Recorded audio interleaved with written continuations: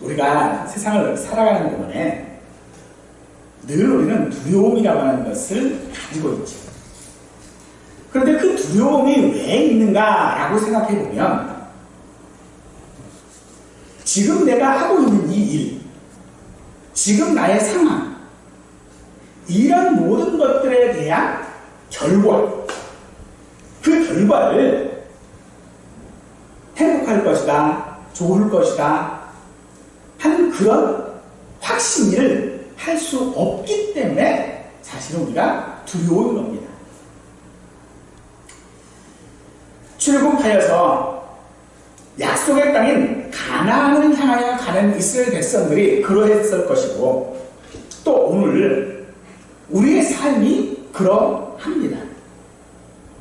그럴 때에 하나님께서는 요한계시록을 우리에게 알게 하시고, 이것을 통하여 우리가 어떤 길을 가고 있으며 그 결과가 무엇인지를 우리에게 말해주고 있는 것이 바로 요한계시록입니다.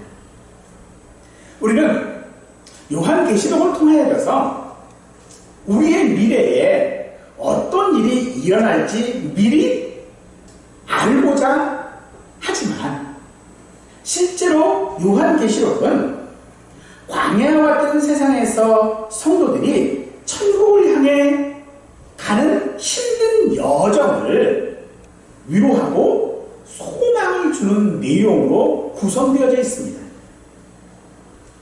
그리고 출애굽의 모든 과정들을 하나님께서 주도하신 것 같이 우리가 천국을 향하여 가는 이 모든 여정도 하나님께서 주도하고 있음을 우리에게 알게 하는 것이 요한계시록일 것입니다. 오늘 이 말씀이 오늘 우리의 삶에 정말로 위로가 되어지고 내일의 소망이 되기를 간절히 축원합니다.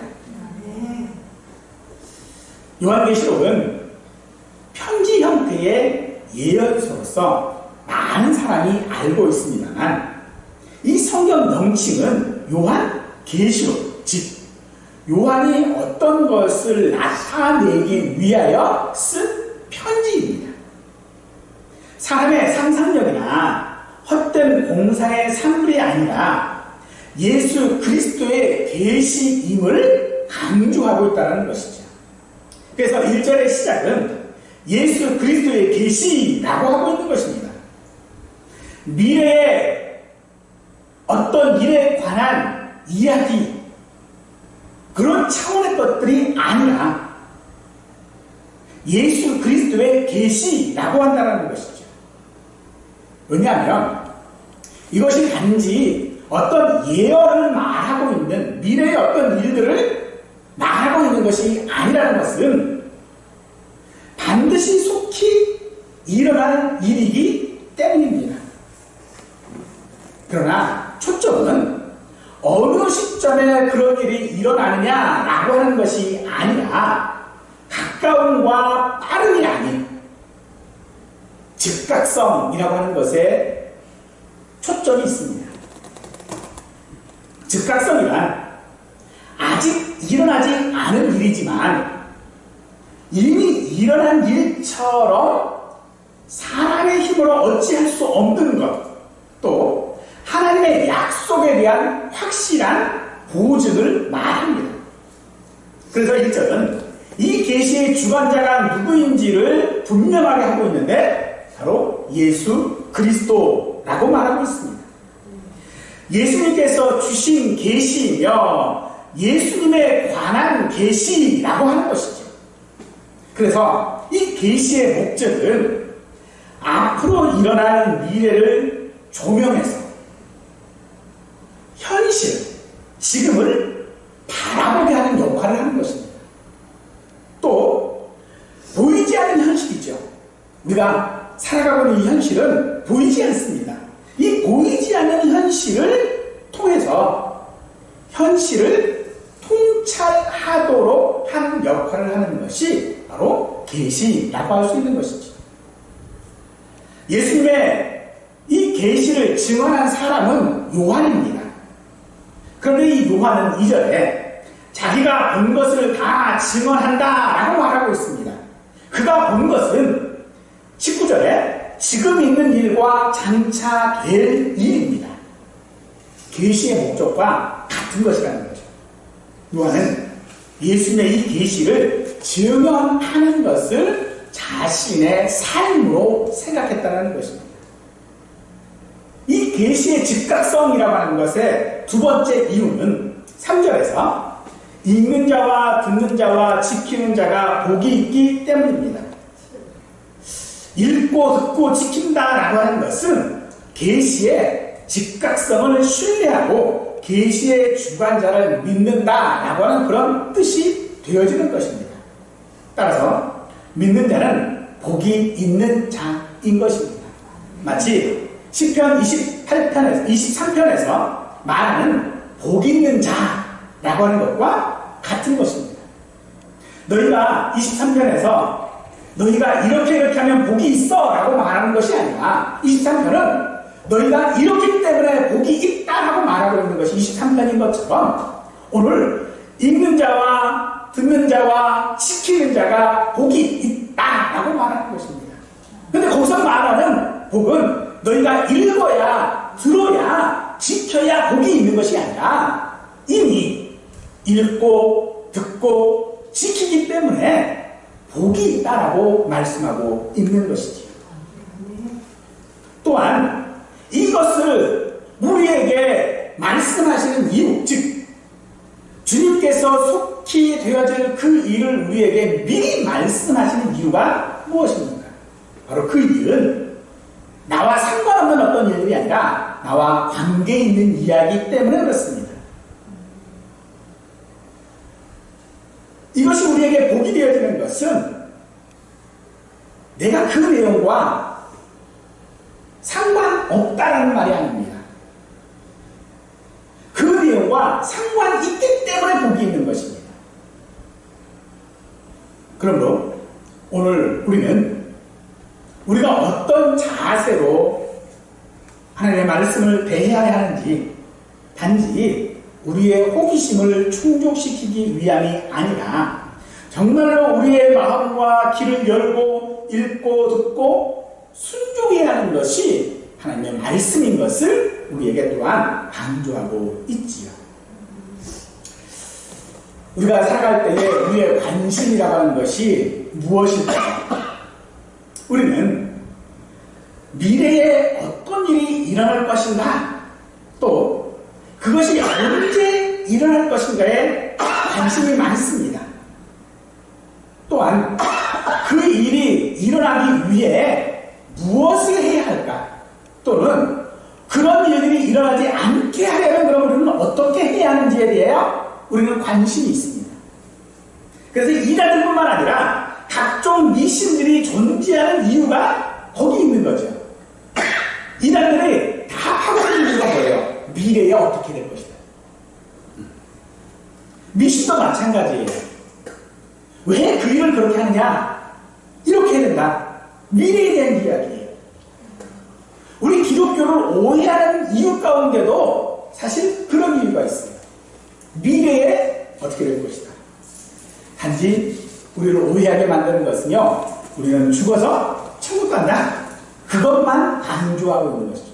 하지만 그것은 우리 기독교를 올바르게 아는 것이 아닙니다.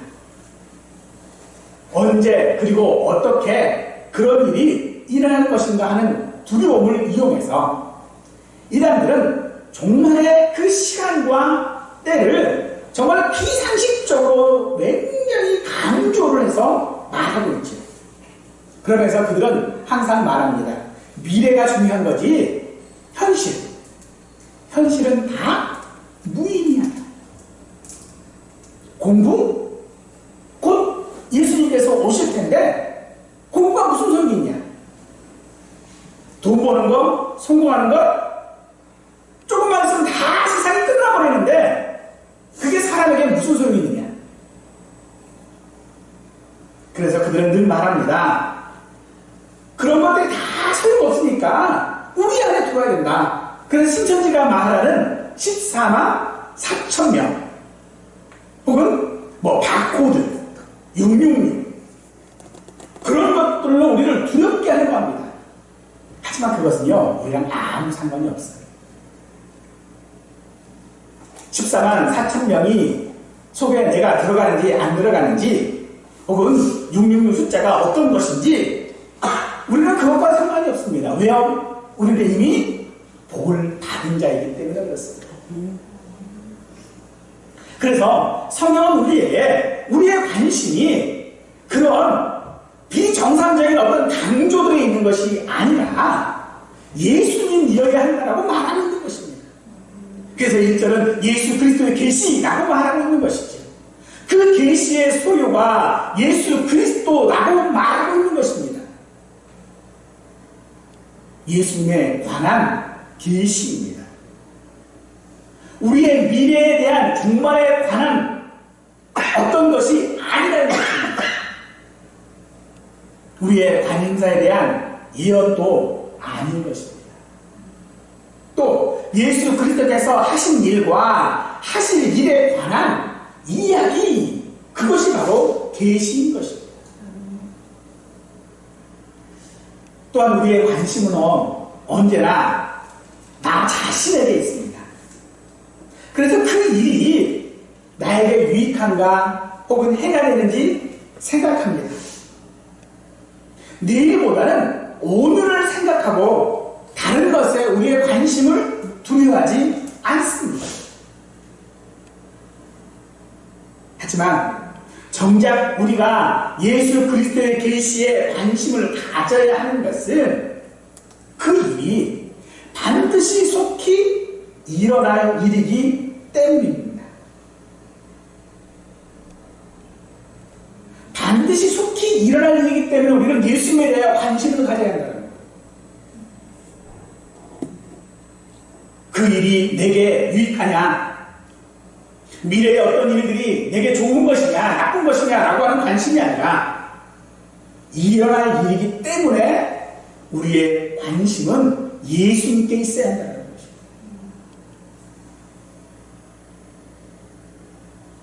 우리의 관심을 예수님께 둔다라고 하는 것이 무엇인가? 요한은 계속해서 그것이 증인으로 사는 삶이다 라고 말하고 있습니다. 그래서 예수님을 증언하는 사람은 단지 요한뿐만 아니라 우리들 자신이어야 합니다. 이는 말로 증언하는 것이 아닙니다.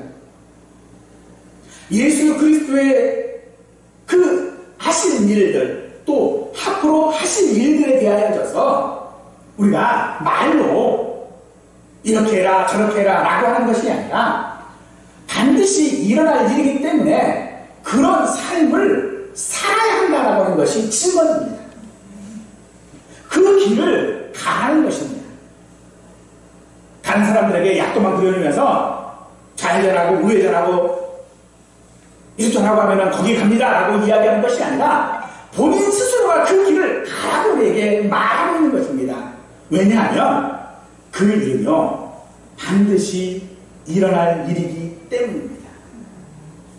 하지만 이 요한의 시대에 그런 삶을 산다라고 하는 것이 어려운 시기였습니다. 지금 요한은요, 이 편지를 쓰고 있는 요한은 반모섬이라고 하는 곳에 지금 유배되어져 있어요. 갇혀 있어요. 감시 속에 있습니다. 요한뿐이었나요? 당시에 많은 사도들이 죽었습니다. 믿는 성도들이 사자가게 되어지고요. 끓는 기름 속에 던져지기도 하고요. 노예가 되기도 했습니다. 그런데 어떻게 그 길을 갈 수 있습니까? 하지만 아시는 것처럼 그분들은 우리의 믿음의 성도들은요 모두가 다 그런 삶을 살았습니다. 왜 그들이 그토록 어려운 시기에도 불구하고 힘든 시기에도 불구하고 할 수 없는 때임에도 불구하고 왜 그 길을 갔습니까? 그것이 그들의 삶이기 때문이었습니다. 그래서 하나님께서는 요한에게 그 삶을 살라고 그 삶의 결과를 보여주시는 것입니다. 지금의 일과 장체될 일들을 보여주셨습니다. 그러시면서 그 일은 반드시 속히 된다 하는 말씀하고 있는 것이죠. 필연적이라는 것입니다. 확실하다는 것입니다. 또한 즉각성이라고 하는 것을 말하고 있는 것입니다. 하지만 여기서 말하는 이 즉각성이라고 하는 말은요, 시간상의 순서를 말하는 것이 아닙니다. 시간상으로 내일 있을 거야, 조금 뒤에 있을 거야, 1시간 뒤에 있을 거야 라고 하는 말이 즉각성이 아닙니다.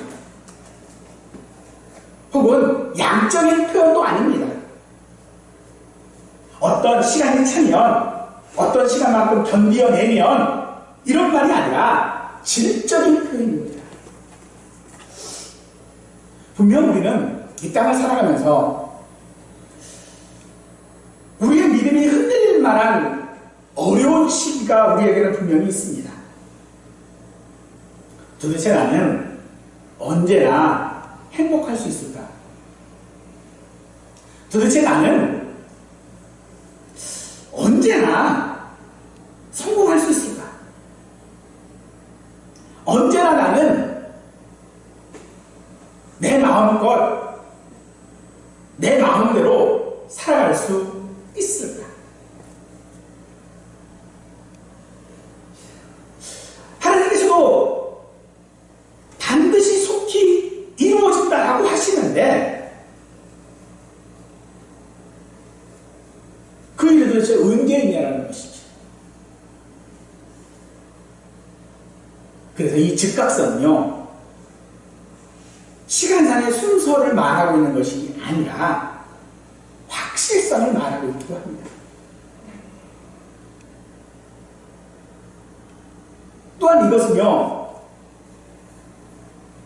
어떤 양이 아니라 질적인 것이다라고 하는 말은 거기에 근거한 대로 내가 살아갈 수 있다는 것입니다. 그 미래에 대하여 내가 확신하지 못한다면 어떻게 지금 내 앞에 있는 그 착한들을 웃으며 넘겨갈 수 있고 나를 잡아먹으려고 덤벼드는 그 사자의 발톱 앞에 내가 어찌 웃을 수 있습니까?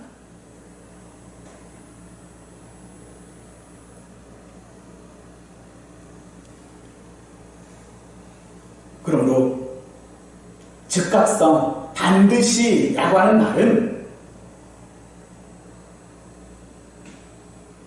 아직 이루어진 삶은 아니지만 이루어진 삶으로 사는 겁니다. 우리는 그런 삶을 참 이해하기가 어렵습니다.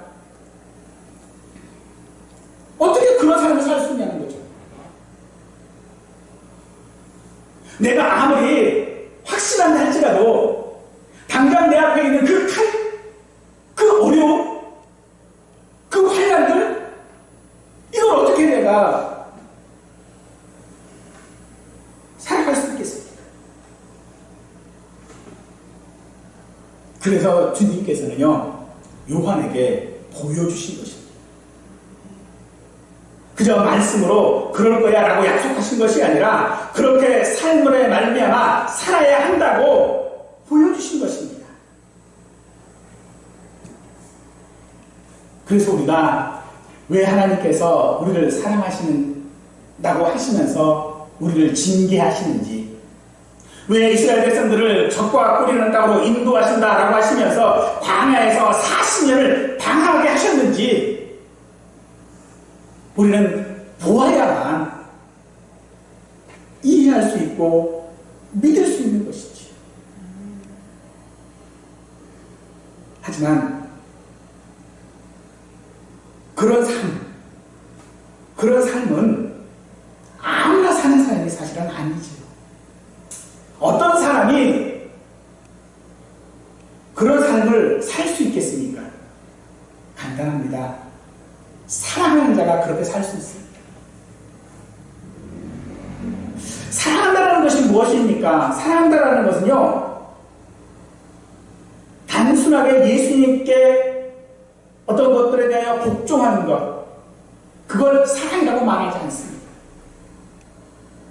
사랑은요, 내가 예수님께 순종할 수 있는 근거예요.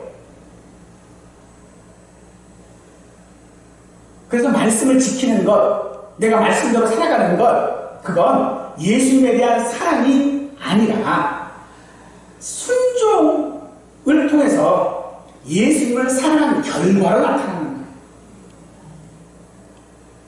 즉, 사랑하는 것과 사랑하는 결과는 다르다는 거예요.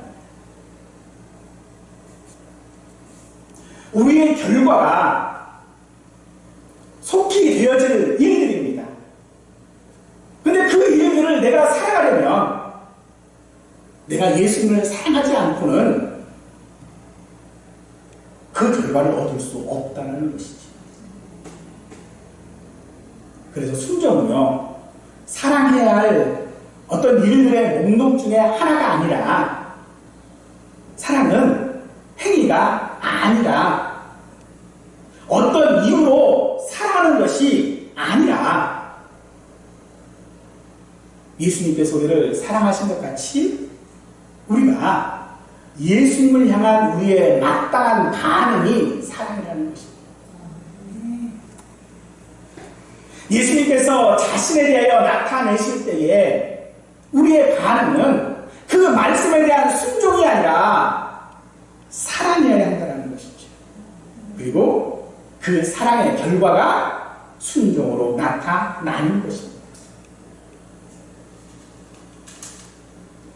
예수는 우리에게 증언하라고 말씀하시죠. 그런 삶을 살라라고 말씀하시죠. 근데 요한이 뭐라고 합니까? 나는 증언을 했다라고 말하고 있어요. 과거형을 쓰고 있는 거예요. 아직 그가 된 건 아니에요. 아직 증언하지 않았어요. 이제 편지를 쓰고 있어요. 그런데 그는 그 모든 삶을 살았다라고 지금 말하고 있어요. 아직 시작도 아니고. 왜 그렇게 그런 것들이 가능하게 되어집니까? 요한 안에 예수님에 대한 사랑이 있기 때문인 것이죠. 그렇습니다. 오늘 우리가 세상 가운데 그 어려운 가운데 우리가 살아갈 수 있는 것은요, 우리 안에 예수님에 대한 사랑이 있으면 그 삶을 살게 된다는 것입니다. 이건 너무나도 확실하다라고 말할 수밖에 없는 것입니다. 그래서 그런 삶을 사는 사람이 복이 있는 것입니다. 3절에 이 예언의 말씀을 읽는 자와 듣는 자와 그 가운데 기록한 것을 지키는 자는 복이 있나니 때가 가까우니라 라고 하고 있죠. 예수님은 당신이 그 하신 일들, 앞으로 하신 일들을 통해 우리에게 복을 주셨습니다. 이 땅에 존재하는 모든 것들, 이 땅에서 일어나는 모든 일들을 그 전부들을 통하여져서 우리를 복되게 하신다는 겁니다. 하지만 우리는 그것을 복이라고 생각하지는 않지요. 왜 우리가 그것들을 복이라고 생각하지 않습니까? 왜 우리에게 일어난 일, 모든 일들, 그걸 왜 우리는 복이라고 생각하지 못합니까? 바로 지금의 상황만 바라보고 있기 때문입니다. 그래서 우리는 말씀을 읽지도 듣지도 지키지도 않는 것입니다.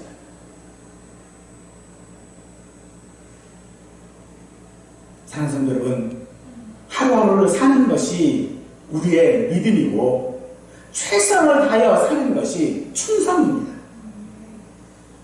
믿음은 순식간에 확 달아오는 어떤 것들처럼 달아오는 것이 아니라 쌓이는 겁니다. 그냥 내가 한번 어떤 은혜를 받았다고 해서, 내가 한번 기도의 응답을 받았다고 해서 내 마음이 뜨거워졌다고 해서 믿음이 확 생기지 않습니다. 그런 삶을 하루를 살고 또 하루를 살고 또 하루를 살아갈 때 그것이 쌓아지는 것이 믿음이라는 것이죠. 믿음은 그런 것입니다. 또 우리가 그렇게 할 수 있는 것이 은혜라는 것이죠. 그래서 우리에게 복이 있다라고 하는 이 선언 그 자체로도 우리가 의미를 가질 수 있지만, 또 하나 그것이 즉각적으로 우리에게 이루어지는 것은 때가 가깝기 때문이라고 말씀하고 있습니다. 말씀을 읽고 듣고 지키는 자가 복이 있는 이유는 그 복을 받을 때가 되었다는 것이에요.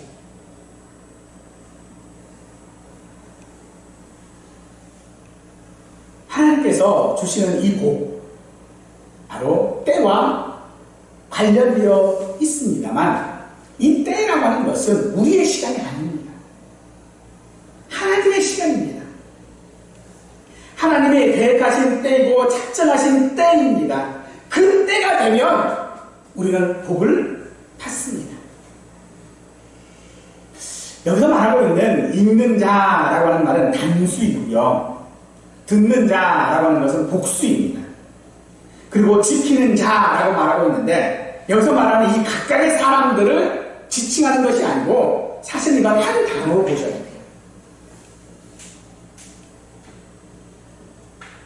당시에는 글을 읽을 수 있는 사람이 몇 명 없었어요.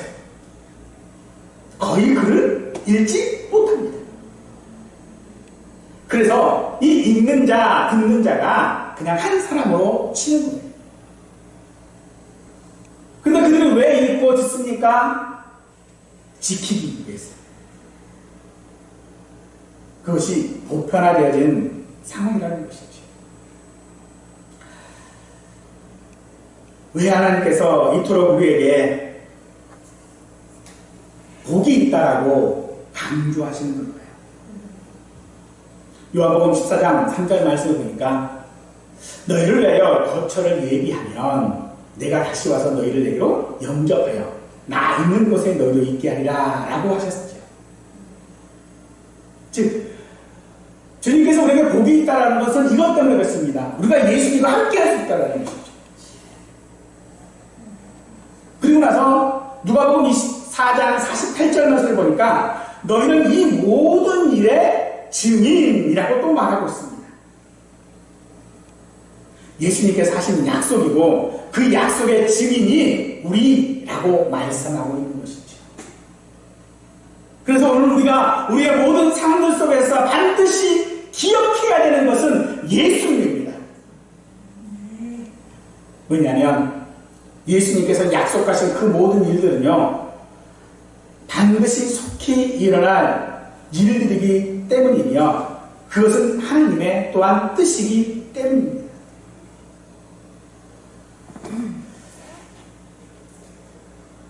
우리에게 그런 삶을, 그런 어려움 가운데 살아가는 하루하루의 삶을 살아가기 위해서는요, 위로가 필요하고 소망이 필요합니다. 내가 지금 살고 있는 삶이 잘하고 있는 것인지, 방향은 맞는 것인지, 우리에게 확신과 또한 위로가 필요합니다. 고난을 견딜 수 있는 위로가 우리에게는 필요합니다. 마침내 승리할 수 있다고 하는 약속, 그 땅을 차지한다는 소망이 오늘을 살아가는 우리에게 필요합니다. 근데 그 모든 것들을 하나님께서는 약속하고 계십니다. 하나님은요, 시간하시는 분이 아니시고 하나님은 실하시는 분이십니다. 그런데도 약속이 지체되어 이루어지지 않는 것처럼 보이는 것은 사실 사람의 시간법으로 바라보기 때문에 그렇습니다. 우리의 시간은 분명 너무나도 깁니다. 그래서 사람인 것이겠지요. 그래서 우리는 불평합니다. 원망도 합니다. 하지만 그 가운데서도 우리가 잊지 말아야 하는 것은 그 약속은 반드시 속히 이루어진다는 것이죠. 사랑하는 성도 여러분, 시편 90편 4절 말씀에 주의 목전에는 천년이 지난 어제 같으며 밤의 한 순간 같을 뿐임이니라 라고 말하고 있습니다. 사람의 시간은 밤의 한 순간, 즉 잠을 자는 사람에게 시간이란 무의미한 것처럼 천년이라는 그 시간이 하나님께도 그런 것이라는 겁니다. 잠자는 사람에게서처럼 세월의 흐름은 사람들에게 실감을 주지 못합니다. 잠을 자고 있으면요, 시간이 언제 그렇게 부탁 지나가는지 몰라요. 잠자는 시간, 하루에 뭐 사람들이 4시간을 자든 6시간을 자든 8시간을 자든 사실 금방 지나가요. 그 시간은, 잠자는 동안의 시간은 그 사람에게 아무 의미가 없어요. 하나님께 천년이라는 시간도 그렇다는 거예요. 그런 인생에게 성공과 기도 응답, 뭐 이런 것들이 무슨 소용이 있겠습니까? 잠자는 사람 앞에서 위로하고, 잠자는 사람 앞에다 놓고 칭찬해주고, 잠자는 사람 앞에서 뭔 말을 하든 그 잠자는 사람에게 그게 무슨 의미가 있습니까? 아무 소용없는 일 아니겠습니까? 그런데 하나님께서는 그 천년이라는 긴 시간 동안에, 그렇게 무의미한 시간 동안에 오늘 우리 인생에게 그렇게 시간을 쓰고 계시다는 겁니다. 우리가 알아주지도 뭘 알아요. 우리는 그저 잠자고 있는데 그 잠자고 있는 우리 앞에서 하나님은요, 우리의 삶을, 우리의 인생을 이끌어가고 계시고 위로하고 계시고 소망을 주고 계시다는 겁니다.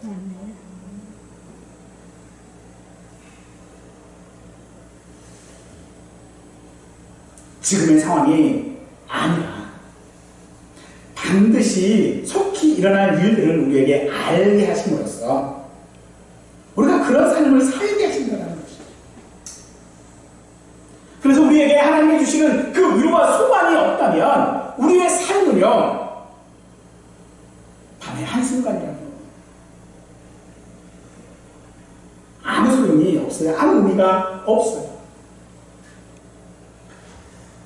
우리의 삶 가운데 고난들, 어려움이 왜 그렇게 계속되어지는지 우리는 알지 못합니다.